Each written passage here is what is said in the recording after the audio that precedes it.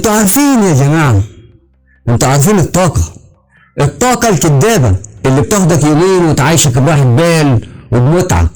الطاقة الكدابة دي يا ويلك منها. السلام عليكم ورحمة الله وبركاته، كل سنة وانتم طيبين. بصوا يا جماعة، في ناس أول ما بتحس بتعب بسيط أو صداع خفيف على طول تجري على الصيدلية وتقول إيه؟ هات حباية، من غير ما تكشف ومن غير ما تعرف السبب إيه، ولو حتى تسأل نفسك أنت تعبان ليه أصلا. طيب ممكن الصداع ده من قلة النوم أو توتر أو مشكلة ضغط نفسي أو مشكلة في المعدة، لكن ليه؟ الحل السريع مسكن وخلاص. المشكلة هنا ان كتر الحبوب من غير دكتور ممكن يعمل لك مشكلة كبيرة، خصوصا على المعدة والكبد. وفي ناس مع الوقت جسمها بيتعود على المسكنات لدرجة ان الحباية ما بقتش تجيب نتيجة خالص، فيبدأ يزود الجرعة، وهنا تبدأ المشكلة او الكارثة.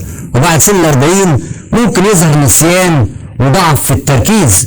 وبعد الدراسات اللي بتقول ان كتر الافراط وكتر الحبات في بعض المسكنات لفترة طويلة ممكن يأثر على الذاكرة. يعني احنا بنريح نفسنا يوم او يومين بس بندفع 8 سنين طويلة بعد كده. خلي بالك، خلينا مثلا نسأل نفسنا ليه نعود جسمنا على طاقة صناعية وهو ربنا خلقنا طاقة طبيعية. الأكل الصحي، المية، النوم، الرياضة، كل ده بيدينا نشاط حقيقي من غير أضرار. أنا مش بقول لك ما تاخدش دواء وخلاص، لأ، الدواء مهم بس لما يكون تحت إشراف دكتور متخصص.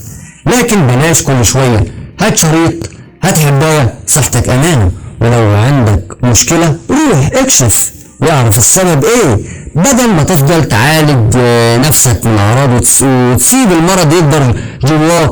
خد بالك من نفسك عشان تعيش بصحة وقوة، مش مجرد راحة مؤقتة.